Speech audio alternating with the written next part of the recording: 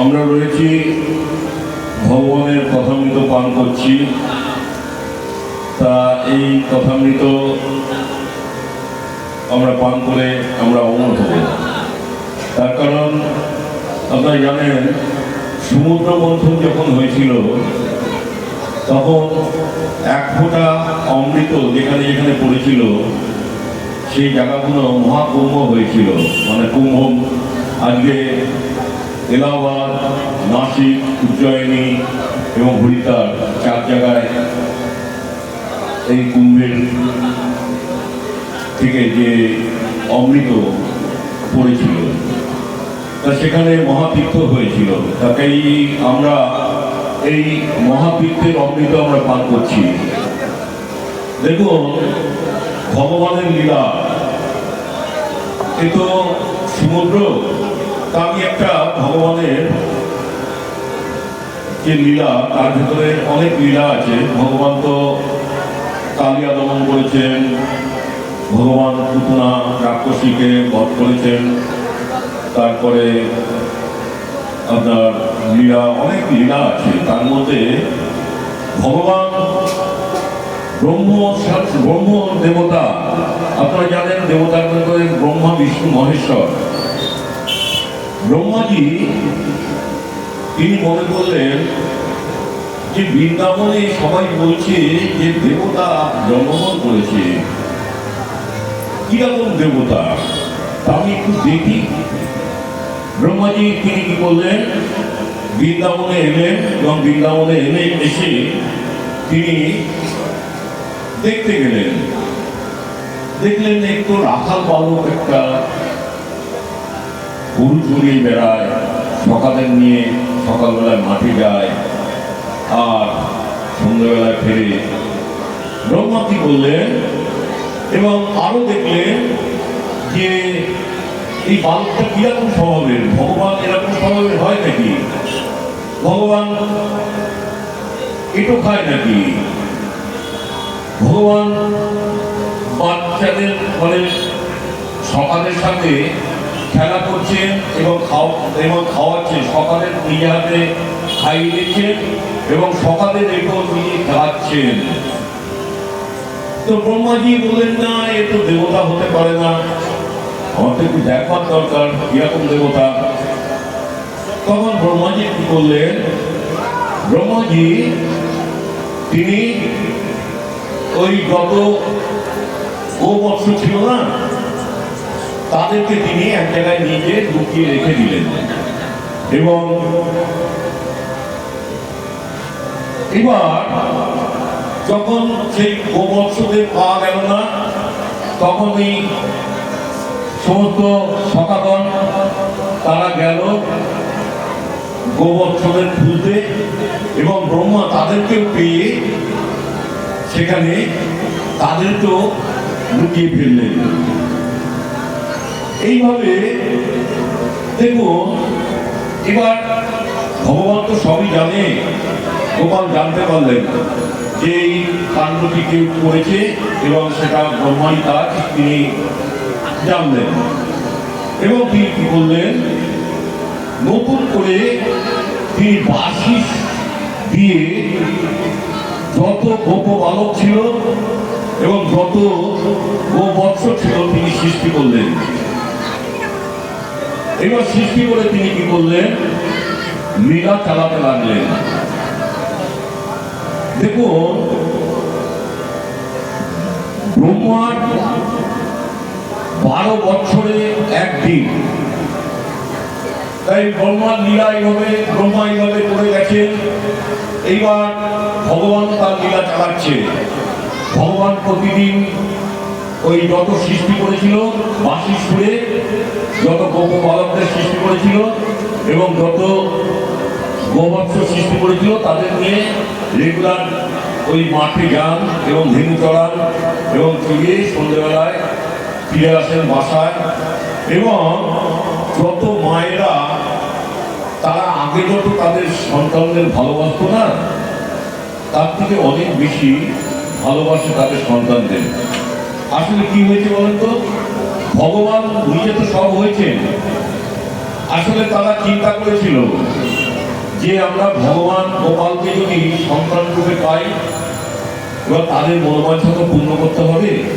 তাই ভগবান সেই মনোবাঞ্ছাটা পূর্ণ করে দিয়েছেন। আর দাদিগণও চিন্তা করেছিল যে আমরা যদি আমার নিজের শিশু গাভী থাকে, নিজের সন্তান যদি ভগবান হন, তাহলে কীরকম হয়।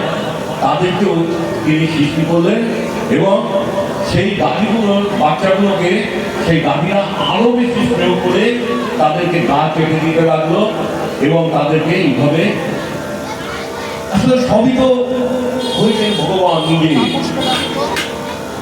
এইভাবে লীলা চলতে থাকলো।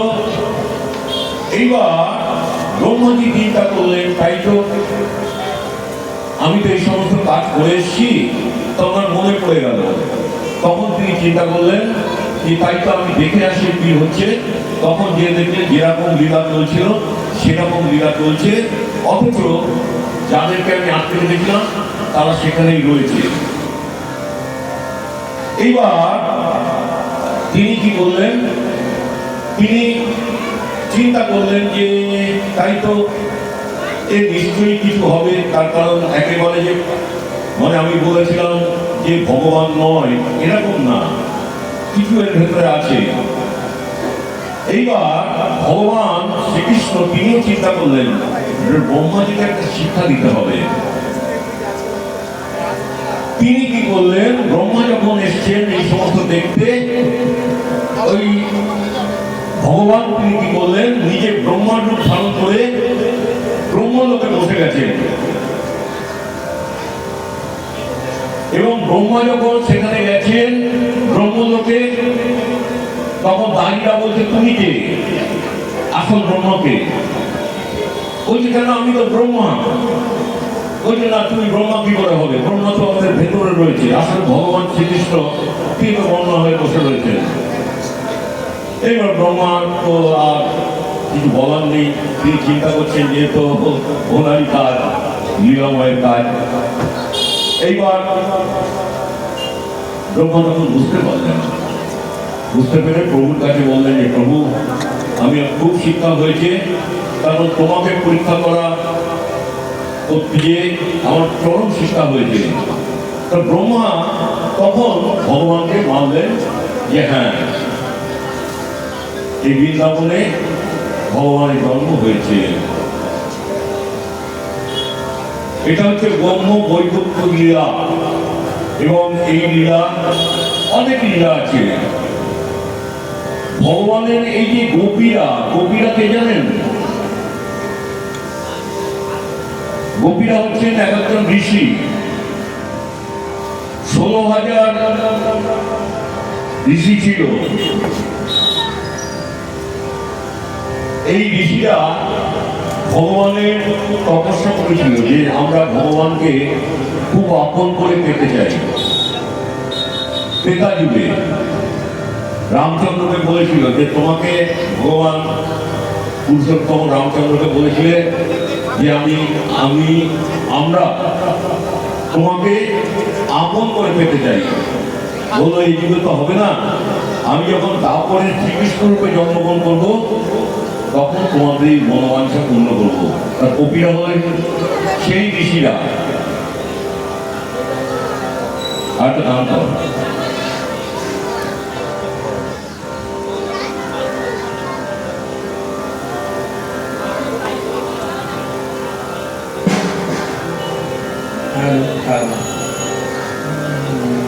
যাদের হরি বলতে ছড়ে তারা, তারার ভাই এসেছে রে।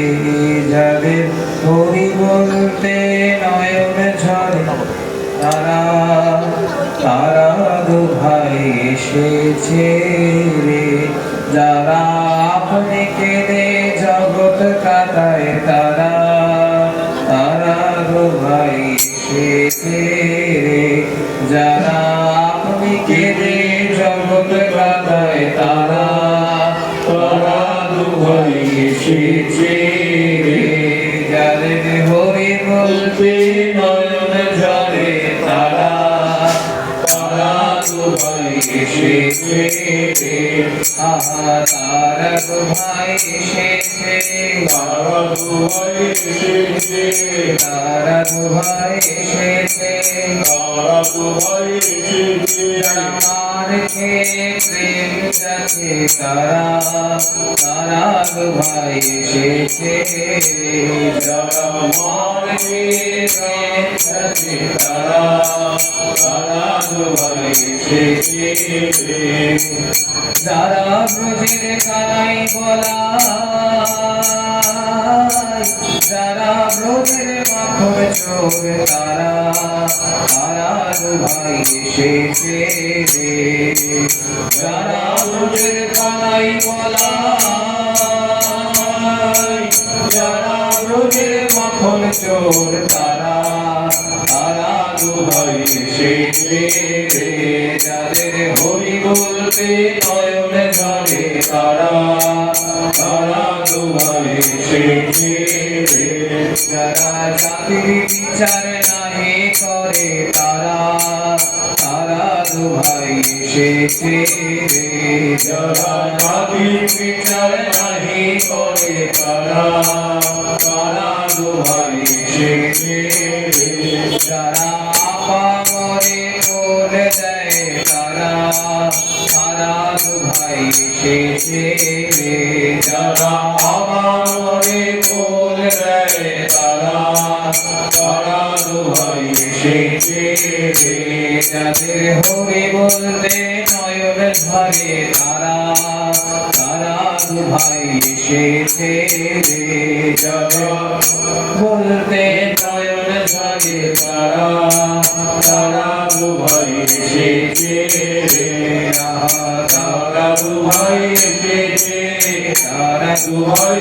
এসেছে সবাই বলুন তারা ভাই এসেছে তারা ভাই এসেছে আপনি পেতে জগৎ মাতা তারা ভাই এসেছে আপনি পেতে জগৎ মাতায় তারা ভাই এসেছে যারা হরি হয়ে হরি বলে তারা ভাই এসেছে হরি হয়ে হরি বলে তারা ভাই এসেছে তারা ভাই এসেছে তারা ভাই এসেছে জগাই মাথায় উদ্ধারিত তারা ভাই এসেছে যারা সবাই মাতায় উত্তরীয় তারা ভাই এসেছে যারা পাগল নাহি বাঁচে তারা ভাই এসেছে যারা পাগল নাহি বাঁচে তারা ভাই এসেছে যারা নিত্যরতে গৌরিতা নিত্যরতে গৌরিতায় তারা ভাই এসেছে যারা নিত্যরতে গৌরিতা নিত্যরতে গৌরিতায় তারা ভাই এসেছে যাদের হরি বলতে নয়ন ঝরে তারা ভাই এসেছে একবার গোর হরি বল নিতাই হরি বল রাম হরি বল আমার দয়াল হরি বল একবার গোর হরি বল নিতাই হরি বল রাম হরি বল আমার দয়াল হরি বল হরি বল হরি বল হরি বল